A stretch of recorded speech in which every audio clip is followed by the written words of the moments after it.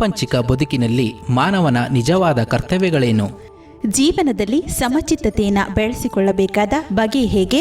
ಸಮತೋಲನದ ಸಾಧನೆ ಬದುಕಿನಲ್ಲಿ ಸಾಧ್ಯವೇ? ಎಂಬೆಲ್ಲ ಪ್ರಶ್ನೆಗಳಿಗೆ ಭಗವದ್ಗೀತೆಯ ಮೂಲಕ ಶ್ರೀ ಕೃಷ್ಣನ ನುಡಿಗಳು ನಮಗೆ ಸಾರ್ಥಕತೆಯನ್ನು ನೀಡುತ್ತದೆ.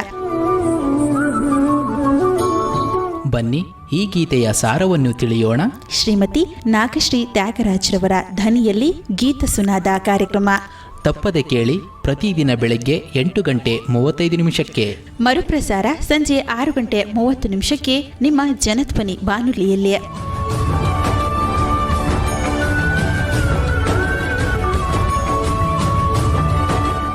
ಓಂ ಶ್ರೀ ಕೃಷ್ಣ ಪರಬ್ರಹ್ಮಣೇ ನಮಃ.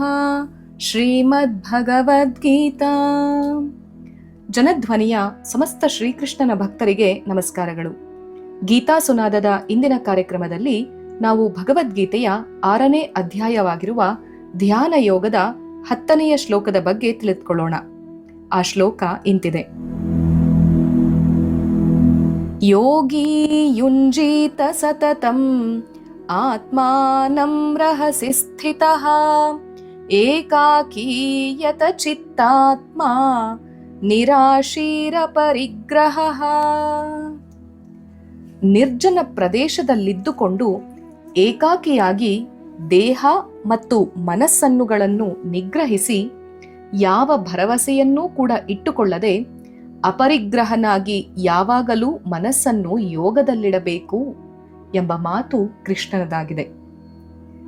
ಉತ್ತಮ ಫಲಗಳನ್ನು ನಾವು ಪಡೆಯಬೇಕಾದ್ರೆ ಧ್ಯಾನ ಮಾಡುವುದಕ್ಕೆ ಮನಸ್ಸನ್ನು ಹೇಗೆ ಅನುಗೊಳಿಸಬೇಕು ಎಂಬುದನ್ನ ಇಲ್ಲಿ ಕೃಷ್ಣ ತಿಳಿಸ್ತಾ ಇದ್ದಾನೆ. ನಮ್ಮೆಲ್ಲರಿಗೂ ಕೂಡ ಬದುಕಿನಲ್ಲಿ ನಾನಾ ರೀತಿಯ ಬಯಕೆಗಳಿದ್ದಾವೆ. ಇಷ್ಟು ಆಸ್ತಿಯನ್ನ ಗಳಿಸಬೇಕು, ನಮ್ಮ ಮಕ್ಕಳು ಹೀಗೆಲ್ಲ ಫಲಿತಾಂಶವನ್ನ ತರಬೇಕು, ಅಥವಾ ತಾನು ಇಷ್ಟೆಲ್ಲ ಸಂಪತ್ತನ್ನ ಗಳಿಸಬೇಕು, ಮನೆಯಲ್ಲಿ ಒಂದು ಒಳ್ಳೆಯ ವಾತಾವರಣವನ್ನ ನಿರ್ಮಿಸ್ಕೊಳ್ಬೇಕು, ಒಂದು ನೆಮ್ಮದಿಯ ಬದುಕನ್ನ ಕಾಣಬೇಕು ಅಂತ ಹೇಳಿ ಫಲಗಳಾಗಿ ನಾವು ಹಲವಾರು ಅಂಶಗಳನ್ನ ಬಯಸ್ತೀವಿ. ಆದ್ರೆ ಅದ್ಯಾವುದನ್ನ ಕೂಡ ಮಾಡಬೇಡಿ ಅಂತ ಹೇಳಿ ಕೃಷ್ಣ ಹೇಳ್ತಾ ಇಲ್ಲ. ಬದಲಿಗೆ ನಿಮ್ಮ ಬದುಕಿಗೆ ಯಾವೆಲ್ಲ ಉತ್ತಮ ಫಲ ನಿಮಗೆ ದೊರೆಯಬೇಕು ಅಂತ ನಿಮಗನ್ಸುತ್ತೋ ಅದಕ್ಕಾಗಿ ನೀವು ಪ್ರಾರ್ಥಿಸ್ಬೇಕು. ಆ ಪ್ರಾರ್ಥನೆಯೇ ಧ್ಯಾನ ಅಂತ. ಹೀಗೆ ಧ್ಯಾನ ಮಾಡಬೇಕು ಅಂತಂದಾಗ ಆ ಧ್ಯಾನಕ್ಕೆ ಮನಸ್ಸನ್ನ ಒಂದು ಸ್ಥಿಮಿತಕ್ಕೆ ತರಿಸ್ಕೊಳ್ಬೇಕು. ಹಾಗೆ ಮನಸ್ಸನ್ನ ನಾವು ತಯಾರು ಮಾಡಬೇಕು. ಹಾಗೆ ಆ ಮನಸ್ಸನ್ನ ಹೇಗೆ ತಯಾರು ಮಾಡಬೇಕು ಅನ್ನುವಂಥದ್ದನ್ನೇ ಇಲ್ಲಿ ಕೃಷ್ಣ ತಿಳಿಸಿರುವಂಥದ್ದು. ಅದಕ್ಕೆ ನಾವು ಯೋಗಿಗಳಾಗಬೇಕು. ಹಾಗಿದ್ರೆ ಯೋಗಿಗಳಾದ್ರೆ ನಾವು ನಿರ್ಜನ ಪ್ರದೇಶಕ್ಕೆ ಹೋಗಿ ಕಾಡು ಮೇಡು ಅಲ್ಕೊಂಡು ಋಷಿಗಳಾಗಿ ಎಲೆ ಸೊಪ್ಪು ಸದೆ ಗಡ್ಡೆ ಗೆಣಸುಗಳನ್ನ ತಿಂದ್ಕೊಂಡು ಇದ್ಬಿಡ್ಬೇಕಾಗತ್ತಾ ಅಂತ ಹೇಳಿ ನಾವೊಮ್ಮೆ ಯೋಚನೆ ಮಾಡಬಹುದು.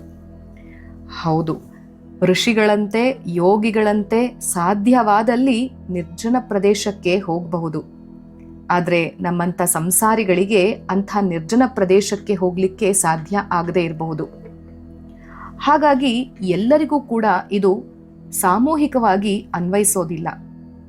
ಆದ್ರೆ ಶ್ರೀರಾಮಕೃಷ್ಣರು ಹೇಳ್ತಾರೆ, ನೀನು ಧ್ಯಾನ ಮಾಡುವುದಕ್ಕಾಗಿ ಅಂದ್ರೆ ನಿಮಗೆ ಏನೇ ಒಂದು ಉತ್ತಮ ಫಲ ಸಿಗಬೇಕು ಅಂತಂದ್ರೆ ಧ್ಯಾನ ಮಾಡಬೇಕು ಆ ವಿಚಾರಕ್ಕೆ ಸಂಬಂಧಪಟ್ಟಂತೆ. ಹಾಗೆ ಆ ಥರ ಧ್ಯಾನ ಮಾಡಬೇಕು ಅಂತಂದ್ರೆ ಒಂದು ನಿರ್ಜನವಾಗಿರುವಂತಹ ಪ್ರದೇಶವನ್ನ ಆರಿಸ್ಕೋ ಅಂತೇಳಿ ಹೇಳ್ತಾರೆ. ಬಹುಶಃ ಅಕಸ್ಮಾತ್ ಅದು ಸಾಧ್ಯ ಆಗದೆ ಹೋದ್ರೆ ನೀನು ಒಬ್ಬನೇ ಇರುವಂತಹ ಒಂದು ಕೋಣೆಯನ್ನ ಸಿದ್ಧಪಡಿಸಿಕೋ. ಅದೂ ಸಾಧ್ಯವಿಲ್ಲದೆ ಇದ್ದರೆ ಮನೆಯಲ್ಲಿಯೇ ಒಂದು ಮೂಲೆಯನ್ನ ಆರಿಸ್ಕೋ ಅಂತ ಹೇಳಿ ಶ್ರೀರಾಮಕೃಷ್ಣರು ಹೇಳ್ತಾರೆ. ಯಾವುದೆಲ್ಲ ಸಾಧ್ಯವಾಗುತ್ತೋ, ನಮ್ಮ ಸುತ್ತ ಇರುವಂಥ ಯಾವ ವಸ್ತುಗಳು ಸಾಧ್ಯವಾಗುತ್ತೋ, ಸಂದರ್ಭಗಳು ಸಾಧ್ಯವಾಗುತ್ತೋ ಅದನ್ನು ತಯಾರು ಮಾಡ್ಕೊಳ್ಬೇಕು ನಾವು ಮೊದಲು. ಹೀಗೆಲ್ಲ ಮಾಡುವಾಗ ನಮ್ಮನ್ನ ಕೆಲವರು ಟೀಕೆ ಮಾಡಬಹುದು, ಅಪಹಾಸ್ಯಗಳಿಗೆ ನಮ್ಮನ್ನೆಲ್ಲ ಈಡು ಮಾಡಬಹುದು. ಆದರೆ ಈ ಎಲ್ಲ ಕಷ್ಟಗಳನ್ನು ನಾವು ಸಹಿಸಿಕೊಂಡು ಇದ್ದಾಗಲೇ ಮುಂದೆ ಫಲ ಅನ್ನೋದು ಸಿಗ್ಲಿಕ್ಕೆ ಸಾಧ್ಯ. ಹಾಗಾಗಿ ಈ ಎಲ್ಲ ಟೀಕೆ ಟಿಪ್ಪಣಿಗಳಿಗೆ ನಮ್ಮ ಮನಸ್ಸನ್ನ ನಿಗ್ರಹಿಸ್ಕೊಳ್ತಾ ಹೋದ್ರೆ ಅಲ್ಲಿಂದ ವಿಷಯ ವಸ್ತುಗಳಿಂದ ನಾವು ದೂರ ಇರಬಹುದು. ಆದರೆ ಮನಸ್ಸು ಅದನ್ನ ಕುರಿತು ನಾವು ಅದು ಚಿಂತಿಸದಂತೆ ನಾವು ಮಾಡಬೇಕು. ಇಲ್ಲದೆ ಇದ್ರೆ ಹೊರಗೆ ಎಲ್ಲ ಪ್ರಶಾಂತವಾಗಿದೆ. ನಮ್ಮ ಮನಸ್ಸಾದ್ರೂ ಒಂದು ಸಂತೆಯಂತೆ ಇದೆ. ಇದರಿಂದ ಏನು ಪ್ರಯೋಜನ ಇಲ್ಲ. ನಮ್ಮ ಆಲೋಚನೆಯನ್ನೇ ನಾವು ನಿಗ್ರಹಿಸಬೇಕಾಗತ್ತೆ. ಎಲ್ಲ ವೈಷಯಿಕ ವಸ್ತುಗಳ ಕುರಿತು ಚಿಂತಿಸುವುದನ್ನ ಬಿಟ್ಟು ನಮ್ಮ ಆಲೋಚನೆ ಕಡೆ ನಾವು ಗಮನ ಹರಿಸಬೇಕು. ಇಂದ್ರಿಯಗಳನ್ನ ನಾವು ಹೇಗೆ ನಿಗ್ರಹಿಸಬೇಕು ಅನ್ನುವಂಥ ಆಲೋಚನೆಗಳಿಗೆ ನಾವು ತಿರುಗಬೇಕು. ಹಾಗಾಗಿ ಆ ಒಂದು ಘಟನೆಗೆ, ಆ ಒಂದು ಭಾವಸ್ಥಿತಿಗೆ ನಾವು ಹೇಗಿರಬೇಕು? ನಿರಾಶೆಯಾಗಿರಬೇಕು. ಮುಂದೆ ಏನಾಗುತ್ತೇನೆ, ಏನು ಪ್ರಾಪ್ತವಾಗುತ್ತದೆ, ಎಂತಹ ಆಸೆಗಳು ಕೈಗೂಡಬಹುದು ಎಂಬ ವಿಷಯಗಳನ್ನೆಲ್ಲ ಕಲ್ಪಿಸಿಕೊಳ್ಳುವುದನ್ನ ನಾವು ಬಿಡಬೇಕು. ಗುರಿಯ ಕಡೆ ನಡೆಯುವುದೊಂದರಲ್ಲೇ ನಾವು ಆಸಕ್ತನಾಗಿರಬೇಕು. ದಾರಿಯ ಅಕ್ಕಪಕ್ಕದಲ್ಲಿ ಏನಾಗುತ್ತೆ ಎಂಬುದನ್ನ ನೋಡುವುದಕ್ಕಾಗಲಿ ಅಥವಾ ಅಡ್ಡ ಹಾದಿ ಹಿಡಿದರೆ ಅಲ್ಲೇನು ಸಿಕ್ಕುತ್ತದೆ ಎಂಬ ಕುತೂಹಲವನ್ನ ತೃಪ್ತಿಪಡಿಸುವುದಕ್ಕಾಗ್ಲಿ ಯಾವುದೂ ಕೂಡ ನಮ್ಮ ಮನಸ್ಸಿನಲ್ಲಿ ಇರಬಾರ್ದು. ಬಾಣವನ್ನ ಬಿಲ್ಲಿನಿಂದ ಹೆದೆಯೇರಿಸಿ ಗುರಿ ಕಡೆಗೆ ಬಿಟ್ಟರೆ ಅದು ಹೇಗೆ ಗುರಿಯ ಕಡೆಗೆ ಒಂದು ಸರಳ ರೇಖೆಯಲ್ಲಿ ಹೋಗಿ ಭೇದಿಸುವುದೋ ಹಾಗೆ ಮನಸ್ಸು ಧ್ಯಾನಿಸುವ ವಸ್ತುವಿನ ಕಡೆ ಸರಿಯುತ್ತಿರಬೇಕು. ಹಾಗಾಗಿ ನಾವು ಅಪರಿಗ್ರಹನಾಗಿರ್ಬೇಕು ಅಂತ ಹೇಳಿ ಕೃಷ್ಣ ತಿಳಿಸ್ತಾ ಇದ್ದಾನೆ. ಅಂದ್ರೆ ಯಾರಿಂದಲೂ ಕೂಡ ಯಾವುದೇ ಸನ್ಮಾನ ಸಿಗುತ್ತದೆ ಅಥವಾ ಯಾವುದೇ ಒಂದು ವಸ್ತುವಿನ ಅಪೇಕ್ಷೆಗಾಗಿಯೇ ನಾವು ಕೆಲಸವನ್ನ ಮಾಡಬಾರ್ದು. ಹಾಗೆ ಮಾಡಿದ್ದೇ ಆದಲ್ಲಿ ಅದು ನಾವು ನಮ್ಮಲ್ಲಿ ಇರುವಂಥ ಒಂದು ಸ್ವಾತಂತ್ರ್ಯವನ್ನೇ ನಾವು ಕಳೆದುಕೊಳ್ತೇವೆ. ಅವನು ಕೊಡುವ ಒಂದು ಚೂರಿಗೆ ನಾವು ಕೈಯೊಡ್ಡಿದರೆ ಆತ ಹೇಳಿದಂತೆ ನಾವು ಕೇಳಬೇಕಾಗತ್ತೆ. ನಮ್ಮ ಇಡೀ ಸ್ವಾತಂತ್ರ್ಯವನ್ನ ಮತ್ತೊಬ್ಬರ ಕೈಗೆ ಇಟ್ಟು ಬಿಡುತ್ತೇವೆ. ಹಾಗಾಗಿ ಕೊಡುವವರ ಮನಸ್ಸಿನಲ್ಲಿ ಏನಾದ್ರೂ ಒಂದು ಫಲಾಪೇಕ್ಷೆಯ ಬುದ್ಧಿ ಇದ್ದೇ ಇರುತ್ತದೆ. ಹಾಗಾಗಿ ಮತ್ತೊಬ್ಬರಿಗೆ ಎಂದಿಗೂ ಕೂಡ ನಾವು ಕೈ ಒಡ್ಡಬಾರದು ಎಂಬುದನ್ನ ಇಲ್ಲಿ ಕೃಷ್ಣ ತಿಳಿಸ್ತಾ ಇದ್ದಾನೆ. ಇದ್ರ ಜೊತೆಗೆ ಇನ್ನೊಂದು ಸಲಹೆಯನ್ನ ಕೂಡ ಕೃಷ್ಣ ಹೇಳ್ತಾ ಇದ್ದಾನೆ. ಏನಂದ್ರೆ, ಯೋಗಿಯಾಗುವುದಕ್ಕೆ ಬಯಸುವವನು ಕೇವಲ ಧ್ಯಾನ ಮಾಡುವಾಗ ಮಾತ್ರ ಮನಸ್ಸನ್ನು ಏಕಾಗ್ರಗೊಳಿಸಿ ಧ್ಯೇಯ ವಸ್ತುವಿನ ಕಡೆ ಬಿಡುವುದಲ್ಲ. ಇತರ ಕಾಲದಲ್ಲಿಯೂ ಕೂಡ ಮನಸ್ಸನ್ನ ಸಾಧ್ಯವಾದಷ್ಟು ಆದರ್ಶದ ಕಡೆಗೆ ಹರಿಸುತ್ತಿರಬೇಕು.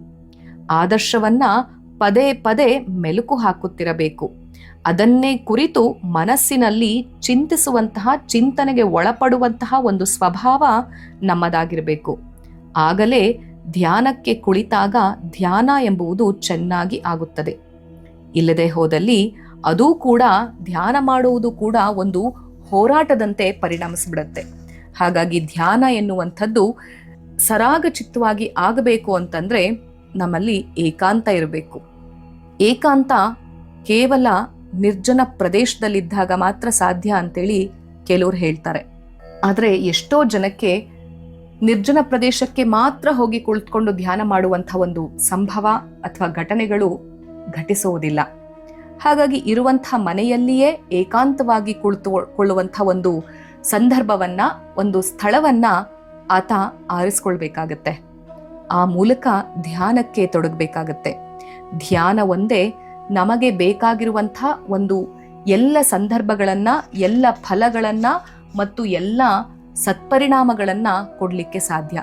ಹಾಗಾಗಿ ಶರೀರ, ಮನಸ್ಸು ಮತ್ತು ಬುದ್ಧಿ ಇವೆಲ್ಲವೂ ಕೂಡ ಒಂದು ಹತೋಟಿಗೆ ಬರಬೇಕು ಅಂತಂದಾಗ ನಾವು ಧ್ಯಾನವನ್ನ ಅಭ್ಯಾಸ ಮಾಡಬೇಕು.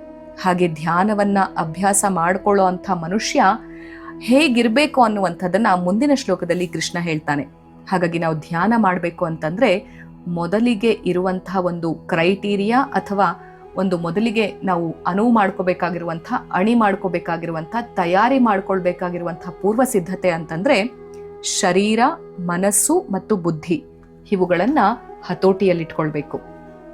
ಅದಕ್ಕೆ ಮುದ್ದುರಾಮ ಏನ್ ಹೇಳ್ತಿದ್ದಾನೆ ಗಮನಿಸೋಣ ಬನ್ನಿ. ತಪ್ಪನರಸುತ ಮಂದಿ ತೊಪ್ಪೆ ಎಸೆದರೆ ಮುಖಕ್ಕೆ, ತಪ್ಪನರಸುತ ಮಂದಿ ತೊಪ್ಪೆ ಎಸೆದರೆ ಮುಖಕ್ಕೆ, ಸರಿದು ಬಿಡು ಅಲ್ಲಿಂದ ಯಾವ ಬಿರುಸಿರದೆ, ಸೆಟೆಯದಿರು ಮುನಿಯದಿರು ವಾಗ್ವಾದ ಕಿಳಿಯದಿರು, ಸೆಟೆಯದಿರು ಮುನಿಯದಿರು ವಾಗ್ವಾದ ಕಿಳಿಯದಿರು, ಕುರುಡಾಗು ಕೇಡೆದುರು ಮುದ್ದು ರಾಮ, ಕುರುಡಾಗು ಕೇಡೆದುರು ಮುದ್ದು ರಾಮ.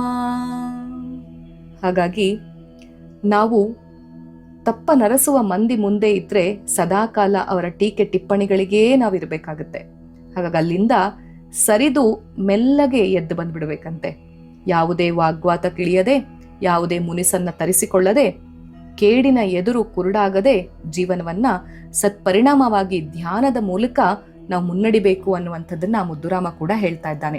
ಅತ್ತ ಕಡೆ ಚಿತ್ತ ಹರಿಯಲಿ. ಸರ್ವಂ ಶ್ರೀ ಕೃಷ್ಣಾರ್ಪಣಮಸ್ತು. ಶ್ರೀ ಗುರುಭ್ಯೋ ನಮಃ. ಹರಿ ಓಂ.